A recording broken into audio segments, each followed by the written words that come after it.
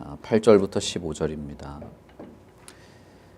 사도행전 6장 8절부터 15절 제가 봉독하겠습니다. 신약성경 사도행전 6장 8절부터 15절. 스데반이 은혜와 권능이 충만하여 큰 기사와 표적을 민간에게 행하니 이른바 자유민들 즉 구레네인, 알렉산드리아인, 길리기아와 아시아에서 온 사람들의 회당에서 어떤 자들이 일어나 스데반과 더불어 논쟁할세.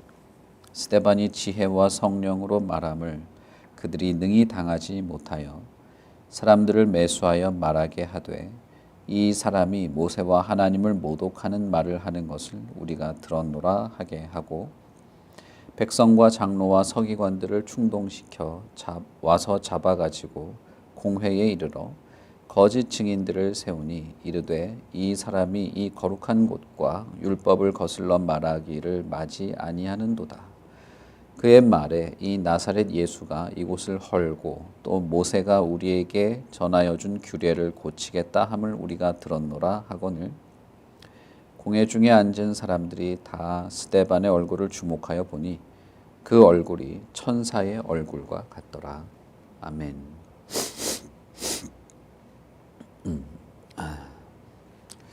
초대교회에 많은 사람들이 유입이 되고 결국 교회가 어떤 조직을 구성하게 되는 일들이 생기게 됩니다. 사도행전 6장에 보면 사도들이 기도와 말씀 전하는 일 외에 여러 행정적인 일들, 고아와 과부를 돌보는 일들에 너무 바빠졌기 때문에 오히려 교회 안에는 원망과 시비가 일어나게 됩니다.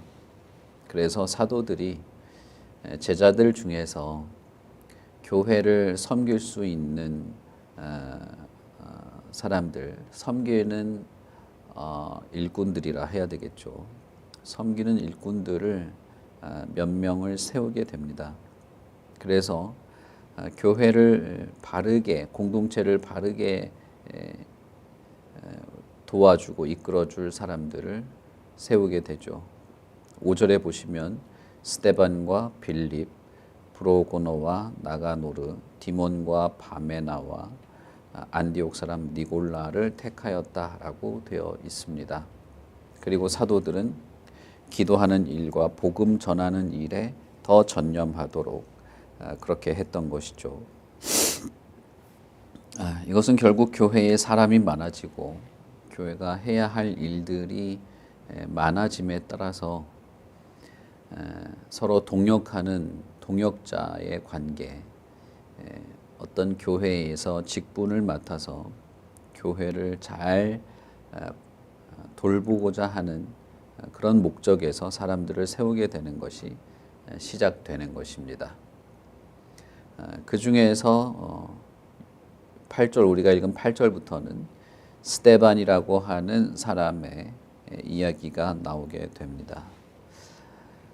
여기 세워진 사람들 스데반과 빌립, 브로고노와 나가노르, 디몬, 바메나, 니골라 이와 같은 사람들은 초대교회 당시에도 신실한 제자들이었고 성령에 충만한 자들이었고 사람들 앞에서 칭찬과 어떤 인정을 받는 사람들이었습니다. 특히 스데반은 여기서 은혜와 권능이 충만한 사람이었다. 기사와 표적을 민간에게 행하였다라고 말하고 있습니다. 단순히 기적을 일으켰다, 표적을 보여줘서 사람들의 이목을 끌었다라고 하는 그런 뜻이라기보다는 여기서 말하는 기사와 표적이라고 하는 것은 그리스도의 복음을 전하는 일에 있어서 드러나고 있는 기사와 표적들을 말하는 것입니다. 특히 성경에서 이제 기사 혹은 표적이라고 묘사된 것들은 성경 말씀이 사실인 것을 증명해내는 그런 어떤 것들을 말하는 겁니다. 다시 말하면 구약 성경에 예언된 것들을 실현한다든지, 그리스도의 복음을 전할 때 그리스도의 복음이 실제 사실인 것을 입증할 만한 그런 것들을 말하는 것이죠. 그래서 바울 사도가 뱀에 물려도 상처를 입지 않는다든지, 베드로 사도가 그리스도의 이름으로 내게 준다라고 하면서 안전뱅이를 일으켜 세운다든지 하는 그런 것들이죠. 이 초대교회에 있었던 이런 일들을 현대사회 혹은 현대교회에서 이미 복음이 전하여지고 있고 성경이 완성된 현재 사회에서 복음이 사실인 것을 증명하기 위하여 필요한 것이 지금도 있다라고 생각하는 것은 조금 논란의 여지가 있습니다. 물론 성경에 나와 있는 내용이기 때문에 이런 것이 없다고 생각하지는 않죠. 그러나 이것이 일반적으로 교회에서 전하는 선포되는 말씀보다 우선한다고 생각하셔서는 안 됩니다. 어쨌든 스데반이 복음을 전하는 일에 분명한 어떤 성과들이 있었다는 것을 말하는 것입니다. 그런데 문제는 초대교회 당시의 사도들뿐 아니라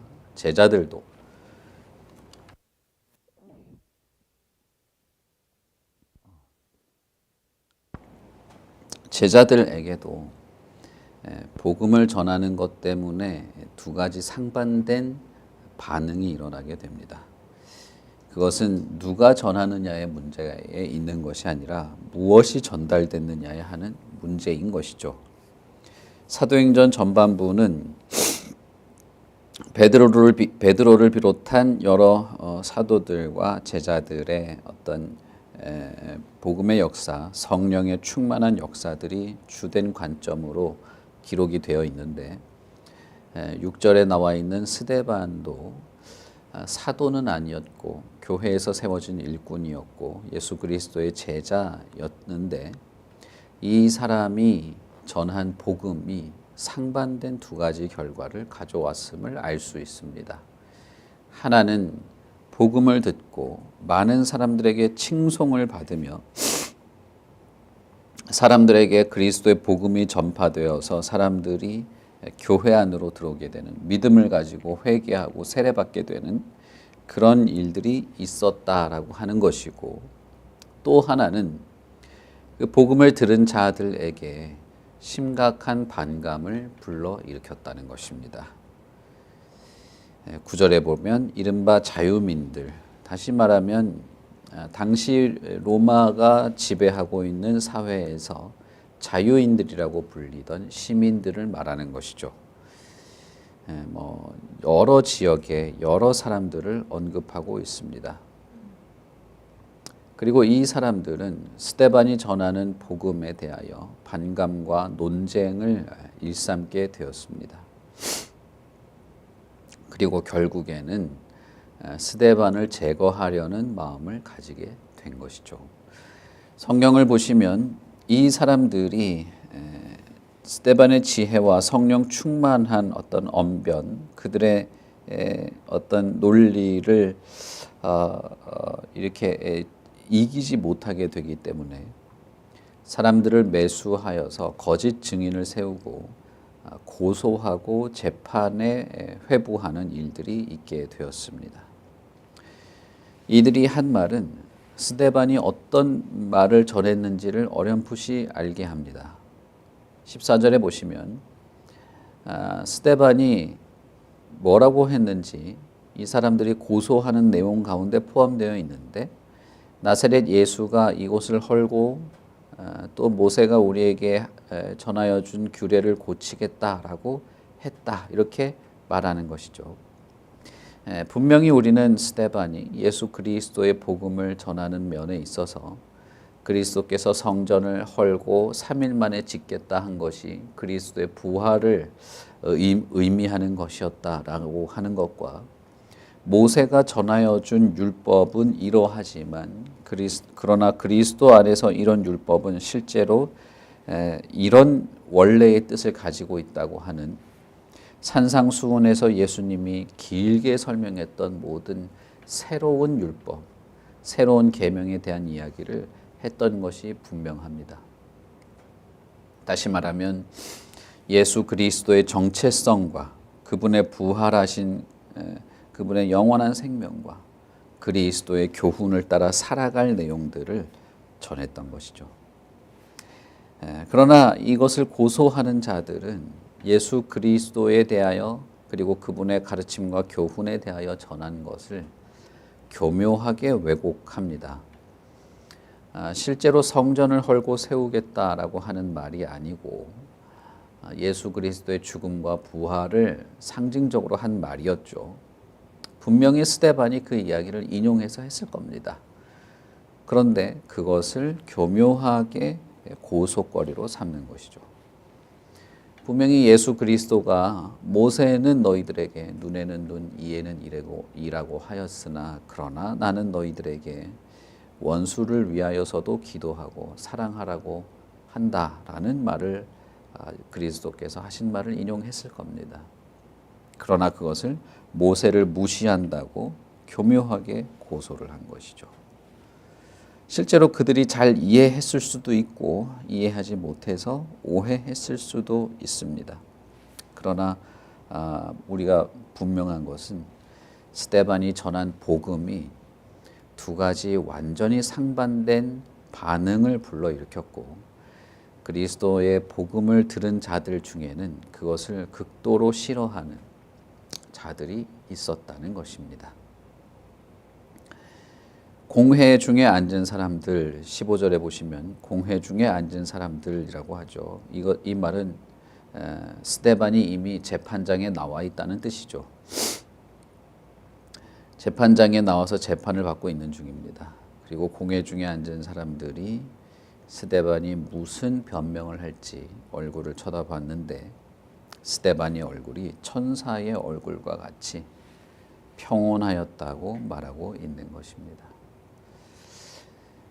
여기서 우리는 복음을 전하는 자, 성령 충만함 가운데 그리스도의 사명을 수행하는 자, 그리고 그리스도의 진리를 따라 살고 그 사실이라고 확인되고 내가 믿고 확신하고 있는 진리를 전하고 있는 사람에게 있는 독특한 면을 보게 됩니다. 그것은 무엇이냐 하면 이미 사도들을 감옥에 가두고 죽이기로 결정해서 죽이려고 하기까지 했던 이 사람들, 가말리엘이라는 사람이 나서서 하나님의 손에 맡기자는 설득을 듣고 사도들을 내어주긴 했지만 채찍질로 매질을 하고 내어주는 이 사람들, 이들이 종교재판에서 사형을 내릴 수도 있지만 그러나 그 앞에서 스데반은 담대하고 공포에 질려 있거나 하지 않았다는 것입니다. 다시 말하면 예수 그리스도께서 너희들이 나를 따르게 되면 어떤 환난과 수고를 겪게 될지, 그리스도의 복음의 사명을 감당하게 될 때 이 땅에서 어떤 환난이 오게 될지를 이미 주님께서 말했고 사도들은 그렇게 자신들이 고통과 환난을 당하는 것을 주님을 위하여 일하기 때문에 당하는 것임을 알고 오히려 기뻐했던 것들이 말이 아니라 실제 사실이라는 것입니다. 그것이 사도들뿐 아니라 이런 제자들, 다시 말하면 요즘의 표현으로 쓰면 그냥 평신도들이죠. 평신도라는 말은 사실은 개신교에서는 쓰지 않는 말입니다. 그것은 카톨릭에서나 쓰는 말이고 사제와 일반 성도들을 서로 다른 계급인 것처럼 여기는 그 카톨릭 문화에서나 쓰는 말이라서 별로 좋은 말은 아니지만 어쨌든 그런 것입니다. 이들조차도 복음을 전할 때 환난과 어떤 능욕이 있을 수 있다. 주님께서 이미 말씀하셨다. 그러나 그럼에도 불구하고 그것이 있음에도 불구하고 나는 이 생명의 복음, 진리의 복음을 전하는 일을 기꺼이 하고자 한다는 것입니다. 그리고 실제로 이런 억울한 재판을 당하게 될 때 이 사람들의 증언에 아마 재판장이 당신이 그런 말을 했느냐 물어볼 때 분명히 그런 말을 했다고 말하겠죠. 그러나 그것을 왜곡하고 오해해서 한 것이죠. 상당히 불리한 상황에서도 스데반의 얼굴은 평온했다는 것입니다. 다시 말하면 주님을 위하여 고통받는 일을 오히려 즐거워했다, 기뻐했다. 고통을 즐겼다는 것이 절대 아닙니다. 주님을 위한 일에 분명히 주님께서 주님을 섬기면 고통당할 거라 했는데 그렇게 되어 가고 있는 것을 보며 자신이 주님을 위하여 충성할 수 있다는 사실에 기뻐했던 것이죠. 5장 마지막에 보시면 그렇게 제자들의 내용을 설명하죠. 제자들은 그것을 기뻐했다. 스데반의 얼굴에서 그것이 말로만 그치는 것이 아니고 실제로 그의 마음 중심에서 그랬던 것을 볼 수 있습니다. 우리는 때때로 복음을 전할 때 우리가 예상했던 반응이 있지 않으면 실망하기도 합니다. 또는 주님의 말씀을 따라서 내 자신이 기꺼이 순종할 때 정말 순종하기 어렵고 내 자존심을 내려놓고 주님의 뜻을 따르기 위하여 내가 진짜 내 자신을 희생하고 헌신하는 듯한 마음으로 할 때 그것이 내가 참 즐거워할 만한 결과가 나타나지 않으면 많은 실망을 합니다. 특히 사람들 사이에서 내가 내 자존심을 내려놓고 주님의 뜻을 따라서 내가 뭔가를 손해보기까지 하면서 주님의 뜻을 따르려 할 때 오히려 사람들에게 그 나의 마음의 중심이 조롱당하거나 오해받거나 혹은 내가 했던 말이나 행동들을 악의적으로 해석해서 사람들에게 비방받도록 거짓말을 퍼뜨리거나 정말 예상외로 그런 일들이 교회 안에도 생기게 됩니다. 그렇게 되면 정말 많은 갈등과 고민, 실망을 하게 되죠. 예전에 저에게 어떤 분이 이렇게 말한 적이 있습니다. 두 사람이 서로 마음이 상해서 싸웠는데 저와 상담을 하고 나서 그래도 그 사람에 대한 미움을 내려놓고 관계를 회복하고 싶다는 생각이 들어서 먼저 연락을 한 것이죠. 그래, 나도 잘못한 점이 있다. 내가 잘못했다. 미안하다. 용서하고 우리 다시 관계를 좀 회복해보자. 이렇게 다가갔던 것이죠. 어쨌든 주님의 말씀에 따르기 위해서 그렇게 한 것입니다. 자기 나름대로는. 그렇게 했는데 상대방이 그 말을 듣고 똑같이 반응해주면 좋았겠죠. 그러나 상대방은 그 말을 듣고 나는 너의 이런 위선적인 면이 너무 소름 끼친다. 뭐 이런 식으로 한 거예요. 무슨 말인지 아시겠죠? 너가 네가 거룩한 척하냐 뭐 이런 식으로 한 겁니다. 그 말을 듣고 더 큰 상처를 받는 그런 일들이 있었죠. 그리고 그 다음부터는 어떻게 성경적 권면이 안 통하는 겁니다.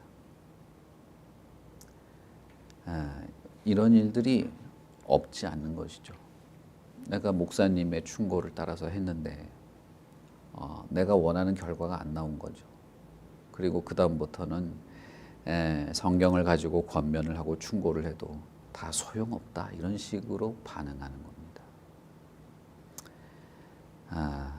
또는 전도할 때, 복음을 전할 때 내가 정말 어떤 한 영혼을 마음에 아껴서 복음을 전하고 그 사람이 예수 그리스도의 복음으로 회복되기를 간절히 바라는 마음으로 복음을 전했는데 오히려 기독교를 욕하고 비방하고 너나 똑바로 해라는 식으로 반응하는 경우도 있습니다.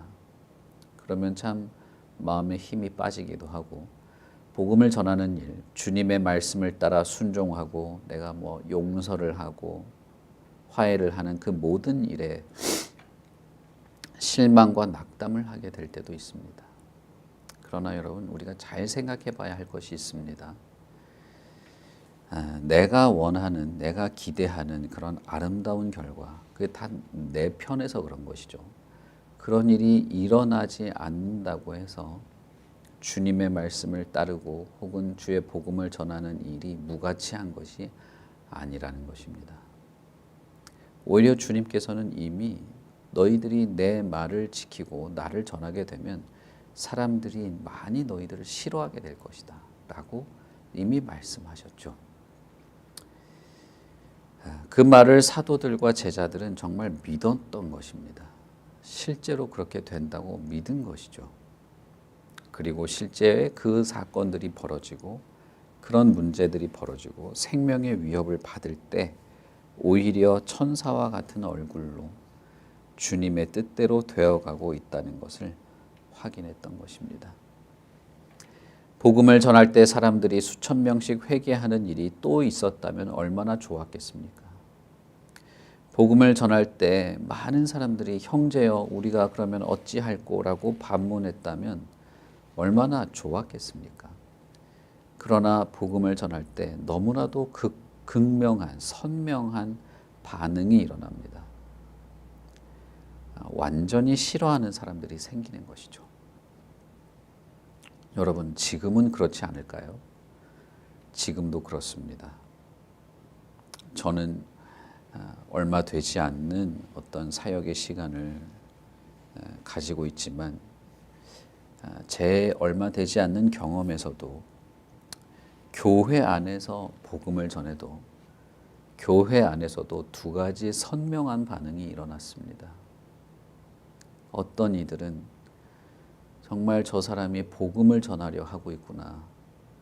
참된 믿음이란 것이 더 깊은 내용이 있구나 라고 하면서 자신의 삶을 완전히 이렇게 자신의 인격과 삶이 완전히 바뀌기 시작하는 사람이 있는가 하면 어떤 사람들은 교회 안에서도 상당한 반감을 가지고 튕겨나가는 그런 사람들도 있었습니다. 심지어 저에게 연락을 해서 나는 목사님이 말하는 그런 식으로는 예수를 믿을 수 없다. 그렇게 말하는 사람들도 있었습니다. 중년 나이대에 있는 사람도 그랬고 심지어는 20대 청년도 정말 순수함과 열정이 있을 것 같은 20대 청년 중에도 자신은 그렇게는 예수 못 믿는다고 했던 사람들이 있었습니다. 그것이 한두 번 있었던 것이 아니고 이 교회를 옮기고 다른 교회에 가서 사역을 할 때마다 언제나 그런 일들이 있었습니다. 복음이 전하여지는 현장에는 이렇게 두 가지 상반된 반응, 그 복음에 마음을 열고 주님을 받아들이거나 아니면 완전히 거부하거나 중간지대가 없었어요. 좋긴 좋은데 그건 별로 안 되고 혹은 그런 것이 아님에도 불구하고 예수를 잘 믿는다고 생각하거나 하는 그런 것들이 잘 없었습니다. 어떤 면에서는 복음은 사람을 둘로 나뉘게 합니다. 주님의 말씀처럼 이 세상에 불을 던지러 온 것과 같은 그런 일이 일어나기도 합니다. 때로는 내가 전하는 복음과 주님께 대한 충성 때문에 사람들에게 미움을 당하게 되기도 합니다. 이 일이 여러분 현재 우리의 삶에 2023년 대한민국에 일어나고 있는 일입니다. 사도행전에 기록된 이 모든 말들은 사실 우리의 현실이기도 한 것입니다. 그렇다면 여러분, 이런 사도와 제자들의 이런 마음도 우리의 모습인 것이죠. 우리의 삶이어야 된 것입니다. 주님을 위하여 능욕받는 일을 기뻐할 수 있을까? 주님의 복음을 전하고 주의 복음을 따라 살아가는 일, 교회를 온전하고 바르게 세워가는 일 때문에 사람들에게 오해받고 또는 외면받는 일을 주님을 위하여 정말 감당해 나갈 수 있을까?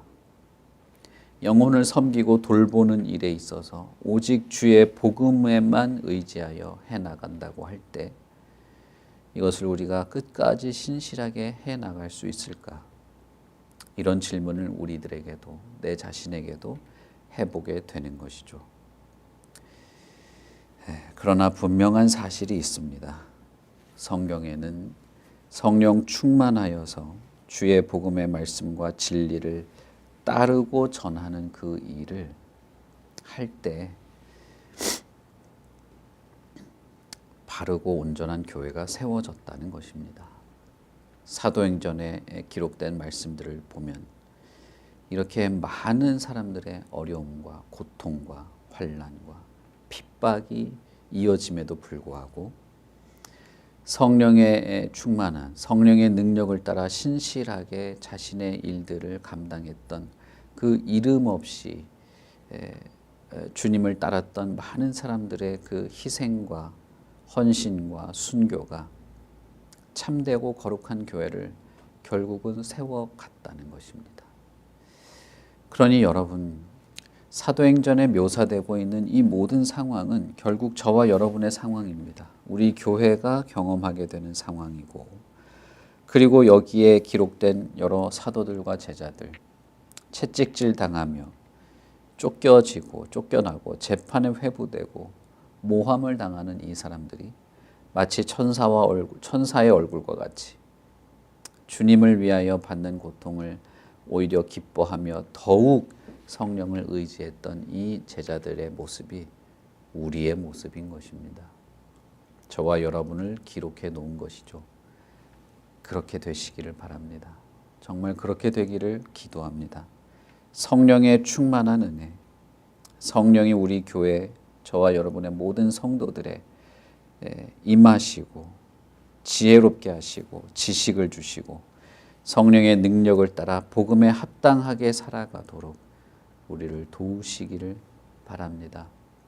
그래서 능히 우리가 이 땅에서 힘있게 주님을 위하여 살아가도록 낭망하지 않고 실망하지 않고 도리어 즐거워하며 주님을 따를 수 있도록 그렇게 우리가 성령 안에서 담대할 수 있기를 바랍니다.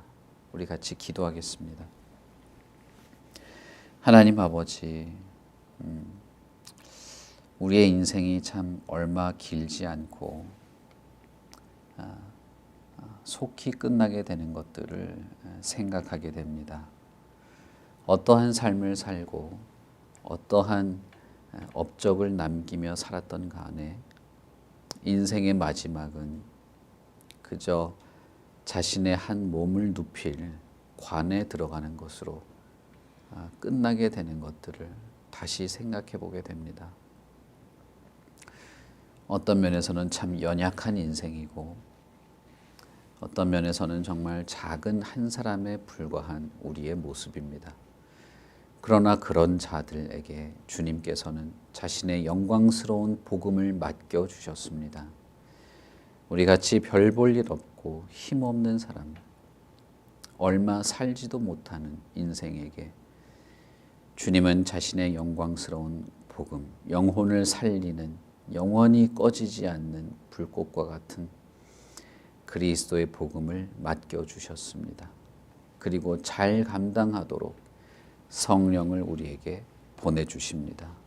그렇게 주님을 의지하고 성령의 충만한 성령의 능력을 힘입어 살아갔던 자들은 세상이 감당할 수 없는, 세상이 도무지 감당할 수 없는 참으로 복음의 진리의 역사들을 이루며 꿈꾸며 살아갔던 것들을 보게 됩니다.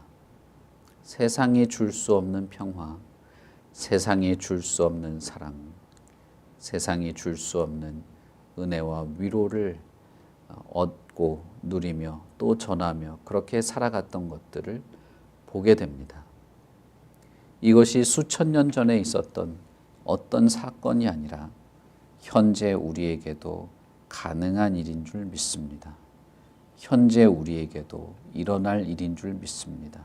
주님께서는 너희들이 나 때문에 고난당할 것이라고 이미 이야기하셨습니다.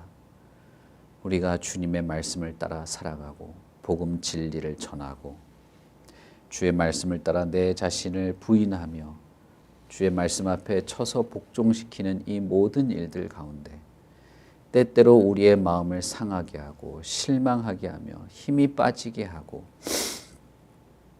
고민하며 갈등하게 하는 일들이 벌어지게 되겠으나 그러나 주의 성령께서 우리의 마음을 지켜주시기를 바랍니다. 실망과 낙담에 빠지지 않으며 오히려 더욱 힘있게 주님을 바라볼 그런 마음을 주시옵소서. 스데반이 자신의 어려운 상황 속에서도 사람들에게 그렇도록 평온한 얼굴을 보여줄 수 있었던 것처럼 우리에게도 주의 성령께서 주시는 마음의 평화, 참된 평화가 있기를 바랍니다.